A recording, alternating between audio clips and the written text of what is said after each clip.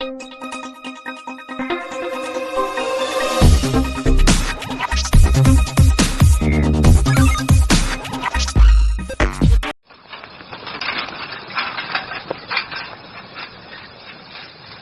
के 2 बज रहे थे और विराट मेघालय और असम बॉर्डर के बीच पड़ने वाली किश्नोई नदी पार कर रहा था। दूर दूर तक अंधेरा छाया हुआ था।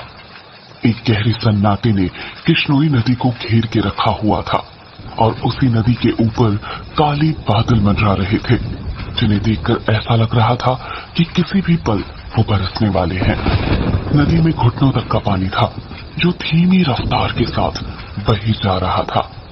विराट के एक हाथ में मोबाइल का टॉर्च था तो दूसरे हाथ में साइकिल का हैंडल। विराट पैदल पैदल मोबाइल के टॉर्च की रोशनी के सहारे नदी पार कर ही रहा था कि तभी उसका मोबाइल फोन बजने लग जाता है। विराट ने फोन उठाते हुए कहा, हाँ वंदना, बोलो। मोबाइल के अंदर से एक औरत की आवाज सुनाई देती है। कहाँ तक पहुंचे आप जी? किश्नोई नदी तक पहुंच गया हूं वंदना, बस ये किश्नोई नदी पार करी और फिर मैं सीधे तुम्हारे पास। वंदना की घबराते हुए आवाज सुनाई देती है। क्या कहा? किश्नोई नदी पार कर रहे हो आप? और नहीं तो क्या, अब तुम्हें तो पता ही है कि बंगलामुड़ा गांव से रोंगकामुचा गांव जाने का तो एकमात्र यही रास्ता है ना, और वो भी नदी पार करके जाना पड़ता है। आपको इतनी रात में वापस नहीं आना चाहिए था, ग्रेवयार्ड कोठी में ही रुक जाना चाहिए था। आपको पता है ना, नदी के पास वो घूमती है। विराट हैरानी के साथ पूछता है, वो घूमती है मतलब? आपको सब पता है, पर फिर भी आप जानबूझकर ऐसा बोल रहे हैं ना। माँ जी ने बताया था ना कि नदी पार करते वक्त उसका नाम नहीं लेना चाहिए, वरना वो सच में आ जाती है। वंदना, तुम भी ना कहाँ माँ की बातों में आ गई। लगता है माँ ने तुम्हें भी यक्षिणी की कहानी। विराट अपनी बात पूरी करता उससे पहले ही वंदना घबराते हुए कहती है, चुप हो जाओ जी। हे काली माँ, मेरे पति की रक्षा करना और अनजाने में इनसे जो अनर्थ हुआ है उसके लिए माफ कर देना। अब ये कभी उसका नाम नहीं लेंगे। विराट हंसते हुए कहता है, क्या वंदना, तुम भी ना, ये यक्षिणी वक्षिणी ना कुछ नहीं होता, समझी? ये सब बस मनगढ़ंत बातें हैं जो गांव वालों ने बनाई हैं, और कुछ नहीं। आप नहीं मानते तो मत मानिए, पर मैं तो मानती हूँ ना। आप अपना जल्दी से आ जाइए बस। हाँ वंदना, आ रहा हूँ, बस ये नदी तो पार कर लूं पहले। अच्छा, मैं रखती हूँ। अरे ऐसे कैसे? तुम्हें नहीं लगता तुम कुछ भूल रही हो?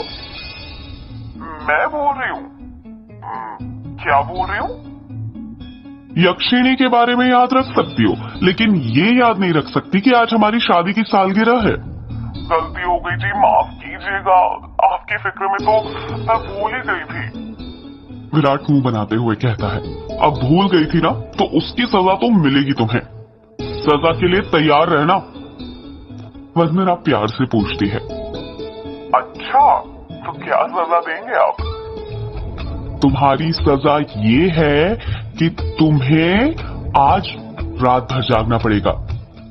वंदना शर्मा जाती है और शर्माते हुए कहती है, आप भी ना कैसी कैसी बातें करते हैं आप?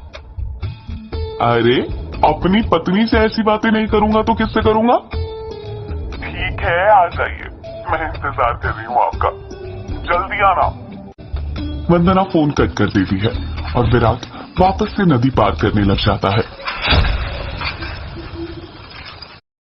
विराट ने 1-2 कदम आगे बढ़ाए ही थे कि तभी उसको पायल बजने की आवाज सुनाई देती है। विराट को लगता है कि उसके पीछे से कोई लड़की भागते हुए निकली हो। पायल की आवाज सुनकर विराट जहां पर था वहीं पर रुक जाता है और पीछे मुड़कर देखने लग जाता है। जब वो पीछे मुड़ता है तो सिवाय अंधेरे के उसे कुछ दिखाई नहीं देता। उसके पीछे कोई नहीं था। ये वंदना भी ना यक्षिणी का नाम लेकर ना मेरे मन में ना उसका वहम डाल दिया है, और वही वहम डरा रहा है अब मुझे। और वैसे भी मैं तो खुद यक्षिणी से मिलना चाहता हूँ। बड़े चर्चे सुने हैं उसके, सुना है बड़ी खूबसूरत है। इतना कहकर विराट वापस से आगे बढ़ने लग जाता है।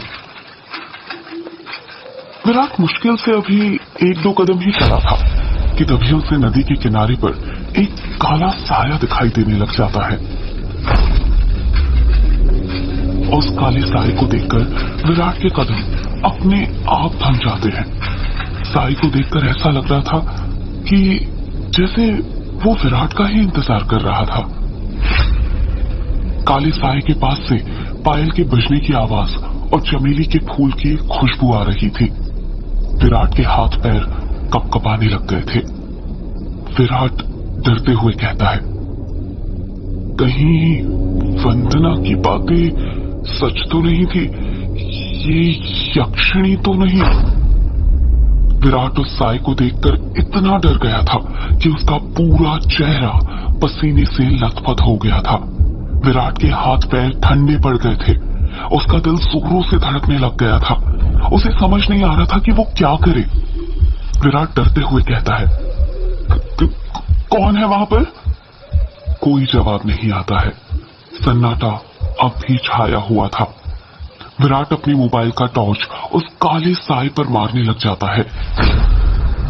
जब उस टॉर्च की रोशनी उस काले साए पर पड़ती है तो विराट देखता है कि वो साया और किसी का नहीं बल्कि एक लड़की का था।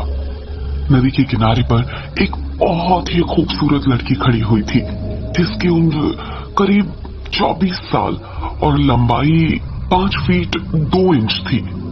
उसकी लंबी सी गर्दन, गुलाबी से होंठ, बाल खुले हुए जो उसके कमर तक आते थे, उसका गोरा बदन और उसी गोरे बदन पर उसने काली साड़ी पहन रखी थी।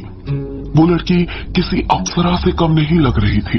वो इतनी खूबसूरत थी कि कोई भी मर्द उसका रूप देखकर अपनी हदों को भूलकर उसकी बाहों में मदहोश होना चाहेगा।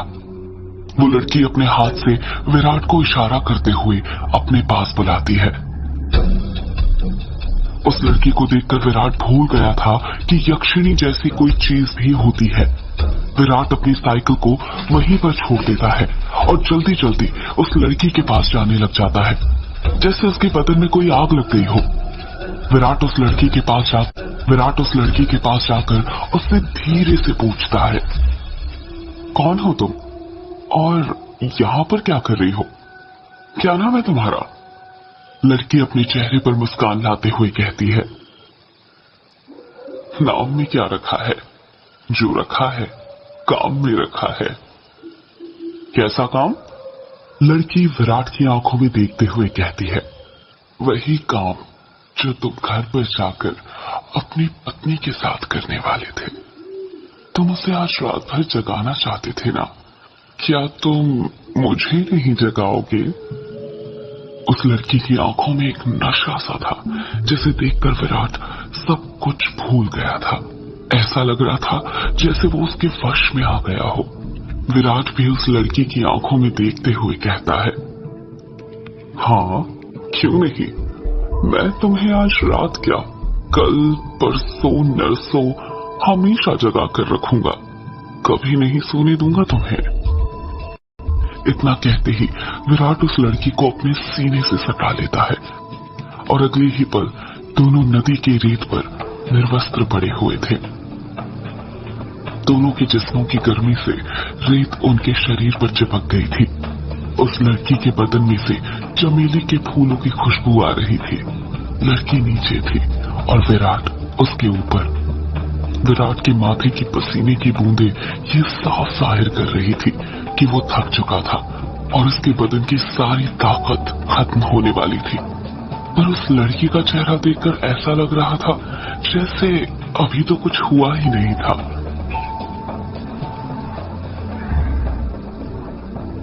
उसके अंदर की प्यास अभी बुझी नहीं थी।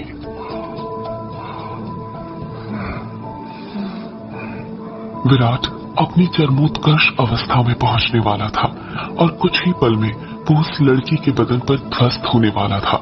तभी उसकी नजर उस लड़की के वक्ष पर पड़ती है और वो देखता है कि उस लड़की के वक्ष पर धीरे धीरे झुर्रियां आने लग गई थी।